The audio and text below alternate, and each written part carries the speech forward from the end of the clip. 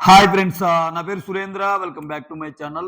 Promo చూశారు కదండీ! ఆమె గరిట పట్టింది అంటే గొడవ గ్యారంటీ. గరిట పట్టు, గొడవ పెట్టు అంతే ఈ సీజన్‌లో. అంటే ఇక్కడ ఏమమె ప్రతి వోళ్ళు మెగా చీఫ్ అయినప్పుడు ఏమే బతిమిలాడో, బాపాడో ఫస్ట్ నుంచి చూస్తే కిచెన్‌లో ఉండటానికి ట్రై చేస్తది. సో, ఇంక దానికి పీక్ లెవెల్ కంటే ఆమె మెగా చీఫ్ అయినప్పుడు ఇంక కిచెన్‌లో చేస్తా ఇంక మామూలు గొడవలు కాదు. ఎంత గొడవలంటే ప్రతి ఒక్కరు సఫర్ అయినోళ్ళే. ఇంకా వద్దురా బాబో అన్నోళ్ళే. విచిత్రం ఏందంటే, ఈ ప్రేరణ అనే పర్సన్ తను కిచెన్‌లో ఉన్న అంటే పైకంటది నేను కిచెన్ జోలికెళ్ళను అది ఇదని. ఇప్పుడు ఏముంది? ఈ వీక్‌గా నేను కిచెన్ జోలికెళ్ళను. నాకు ఆ బాత్రూమ్ ఏదో ఇచ్చేయండి అంది. ఓకే. ఏమని ఎవరు బతిమిలాడను కూడా బతిమిలాడటం నువ్వు కిచెన్‌లోనే ఉండని. కాబట్టి సరదాగా నువ్వుంటే బాగుంటది. అట్‌లీస్ట్ కట్ చేయటం ఇటువంటి వాటిలో ఉండని అన్నట్టు అంటారు. ఫస్ట్ ఆఫ్ ఆల్ వాళ్ళన్నా నేను ఉండను అంటే వాళ్ళు చేయగలిగింది ఏం లేదు. ఇన్ని రోజులు ఎందుకంటే ఎక్కువ వారాలు కిచెన్‌లో ఉంది ఆమె కాబట్టి నేను ఉండను. అసలెందుకు నీకు? నువ్వే అంటున్నావు గదా! మా హస్బెండ్ గూడా చెప్పారు అసలు గొడవలొద్దు అని. సో చూడండేమ అంటే అక్కడికి వెళ్లి గొడవ పెట్టుకోకపోతే ఇంకేమకి ఆ పర్టిక్యులర్ డే నిద్ర ఉండదన్నట్టు బిహేవ్ చేస్తాయి. ఇవన్నీ ఎందుకు చెప్తున్నానంటే ఈరోజు ప్రోమోలో మళ్ళా ఒక గొడవకు దారి తీసింది. 'టేస్టీ తేజ, రోహిణి వర్సెస్ ప్రేరణ.' అసలేం జరిగిందో మాట్లాడుకుందాం. దానికంటే ముందు వీడియోస్ నచ్చుతుంటే లైక్ చేయండి. కొత్తగా ఎవరైనా చూస్తుంటే ప్లీజ్ డూ సబ్స్క్రైబ్. గొడవ ఏందంటే దోసలేస్తుంది. దోసలేంది ఫస్ట్ ముగ్గురికి 6 దోసలేసింది ప్లెయిన్ దోసలు. అంటే ఒక్కొక్కరికి 2 ప్లెయిను. తర్వాత చీజ్ దోసలేస్తుంది. చీజ్ దోసలు కూడా ఒక్కొక్కరికి 2 ఏస్తుంది. అంటే అక్కడ వీళ్ళేమంటారంటే ఎవరికన్నా చీజ్ దోస కావాల్సొచ్చినప్పుడు ఒక ప్లెయిను, ఒక చీజ్ ఇవ్వంటే ఒక చీజ్ దోస తినేవాళ్ళు ప్లెయిన్ దోస తినలేరు. అది నాకు తెలుసు అంటుంది. అంటే మిగిలినోళ్ళు కూడా ఏం తింటారో ఆమెకు తెలుసు. చీజ్ గాని ఏదైనా. అందరూ ఏమని అడిగినట్టున్నారు. చీజ్ కావాలని. అడగకపోయినా ప్రేరణకి ఉన్న ఫ్రెండ్స్ ఎటువంటోళ్ళంటే, "రేయ్! నువ్వు చీజ్ అడిగావు కదరా నబీల్ 2" అంటే, "ఆ! యెస్ ప్రేరణ. ప్రేరణ చెప్పింది కరెక్టే నేను అడిగాను" అంటాడు నబీల్. "అరే! నువ్వు చీజ్ అడిగావు కదరా నిఖిల్" అన్నాననుకో, యెస్ ప్రేరణ చెప్పింది కరెక్టే. నేను చీజ్ అడిగాను." ఆ రకమైన కోఆర్డినేషన్ ఉంటది ఈళ్ళల్లో. ఓకేనా? అయితే ఇక్కడ ఇప్పుడు ఆల్రెడీ దోసలన్నాక వీళ్ళనేదేంది చీజ్ అడిగినోళ్ళకి చీజ్ ఇచ్చేసేయి. ఒక చీజ్ దోస, ఒక ప్లెయిన్ దోస ఏస్తే సరిపోద్ది గదా! అక్కడ ప్లెయిన్ దోస కూడా అప్పటికి యేసుంటారు కాబట్టి. నో అని చీజ్ యేసుకుంటుంది. ఇక్కడ ఇది మ్యాటర్. సో, ఈ మ్యాటర్‌లో అసలు ఫస్ట్ ఆఫ్ ఆల్ చీఫ్ ఎవరు? Mega chief Rohini. రోహిణి ఏదైనా మాట చెప్పినప్పుడు ఒబే చేయాలా లేదా? అసలు చూడండి ఆమె డోంట్ కేర్ యాటిట్యూడ్ ఏందంటే, మీకు తెలీదులే 2 ఒక చీజ్ తిన్నోళ్ళు 2 కూడా చేసి తింటారులే" ఆ సిట్యుయేషన్‌లో మెగా చీఫ్‌గా ఉండి వేరే వాళ్ళు దోసలేసుకుంటేనే ఫస్ట్ గోల పెట్టేస్తది. దోసలేసుకొని 2 చీజ్ ఏసుకుంటే ఇంకంతే సంగతులు. ఆ! ఇంక ఫుల్ ఆన్ ఫైర్. అటువంటిది తప్పు చేసి అసలు నువ్వు మధ్యలో ఎందుకొచ్చావని మాట్లాడుతుంది తేజాని. ఎందుకు రాకూడదు? వాళ్ళు కిచెన్ టీము. ఎందుకు రాకూడదు? వాళ్ళకి అసలు కిచెన్ టీమ్ వాళ్ళు గదా! సో, రోహిణి అక్కడ మెగా చీఫ్ గదా! నువ్వు మధ్యలోకొచ్చి మాట్లాడుతున్నావేందంటే, నువ్వు వాళ్ళు వాళ్ళు వాళ్ళ వాళ్ళ దాంట్లో ప్రతి దాంట్లో నువ్వు మధ్యలోకెళ్తావు. అసలు ఇయన్నీ గాదండి.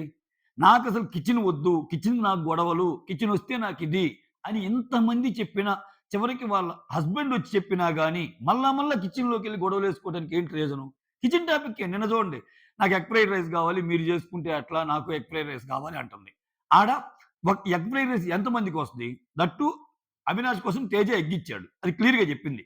విష్ణుప్రియ గూడా ఎళ్లి అడిగినప్పుడు అదే చెప్తారాళ్ళు. అదేదో ముందు అది దట్ టూ ఏంది? ఆయనకి చేసిన ఎగ్ ఫ్రైడ్ రైస్ లంచ్‌కి గూడా అని చెప్తాడు. ఇక్కడ ఈమెకేందంటే గొడవ పెట్టుకోవాలి. ఒక మనిషి మీద కోపం ఉందనుకో, పొద్దున్నుంచి సాయంత్రం లోపు ఎట్లా గొడవ పెట్టుకొని వాళ్ళని ట్రిగ్గర్ చేసి ముందుకెళ్దామా అన్నదే ఈమె థాట్ ప్రాసెస్.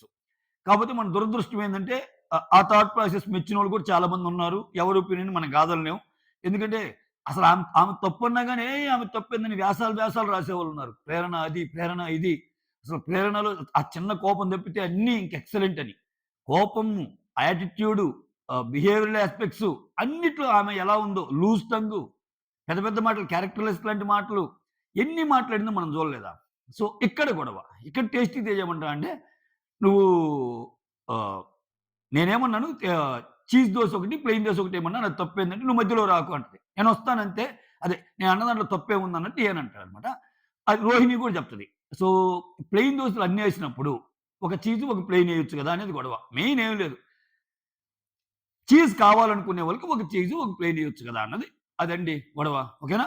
ఇప్పుడు నిజంగా ఆమె అంత జాగ్రత్తగా చేసేటప్పుడు ఆమె మెగా చీఫ్. అది తప్పో రైటో మెగా చీఫ్ ఏది చెప్పిందో దాన్ని ఒబే చేయాల్సిన బాధ్యత నీ మీద ఉంది కదా! అది ఎందుకు చేయటం లేదు? అన్నదే ఇదనమాట. ఇది ఒక part of the promo. Second part of the ప్రోమోకి వన్నె తెచ్చేసింది శ్రీముఖి. శ్రీముఖి వస్తే ఆ ఎనర్జీ లెవెల్స్ వేరే లెవెల్ అబ్బా! నిజంగా శ్రీముఖి స్క్రీన్ ప్రెజెన్స్ అబ్బా! కేక అంతే. ఇంగ వేరే లెవెల్.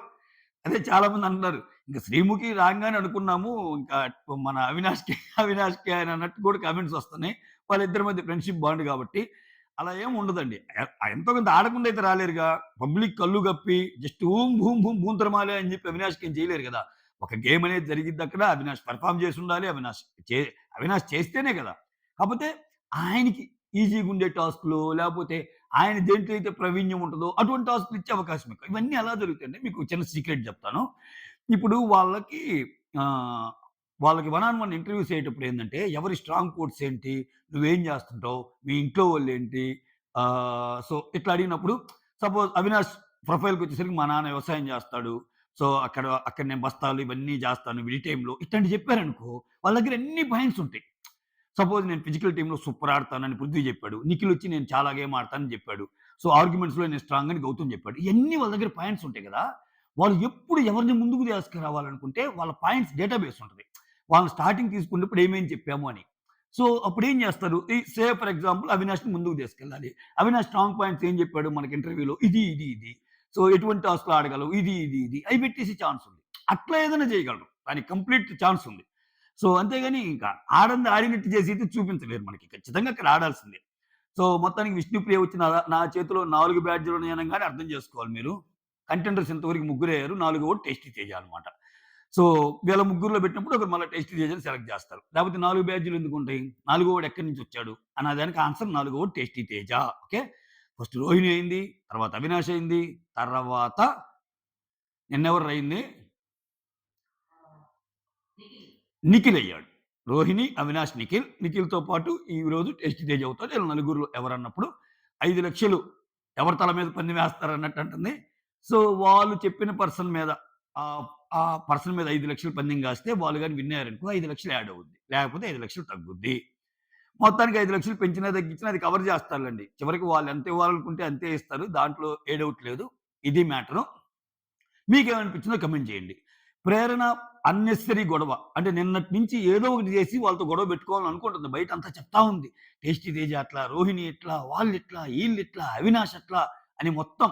ఇన్నాళ్ళు బాగా కలిసిపోయింది మాట్లాడింది. ఇప్పుడు వాళ్ళతో మాట్లాడిన మాటలు తీసుకొచ్చి వీళ్ళకి చెప్తుంది. ఎవరికి? నిఖిల్‌కి వీళ్ళందరికీ. నిఖిల్ ఏం చేస్తున్నాడు? అయన్నీ వింటా టేస్టీ తేజ తప్పు. అసలు టేస్టీ తేజ కామెడీగా మాట్లాడతాను. గ్రూప్ గేమ్ అంటాడు. ఏనేయాలతో మాట్లాడతా. ఒక అరగంట కాంగానే మళ్ళా టేస్టీ తేజ దగ్గరికొచ్చి అదిరా, ఇదిరా నేనెంత హెల్ప్ చేద్దాం అనుకున్నారా నీకు? గౌతమ్ అలా చేశారురా నిన్నని ఆయన మీద ఎక్కిస్తున్నాడు. అబ్బబ్బబ్బబ్బబ్బా! మొత్తం విన్నర్ క్వాలిటీస్ ఉన్న మనుషులేనండి వీళ్ళు. మామూలోళ్ళు కాదబ్బా!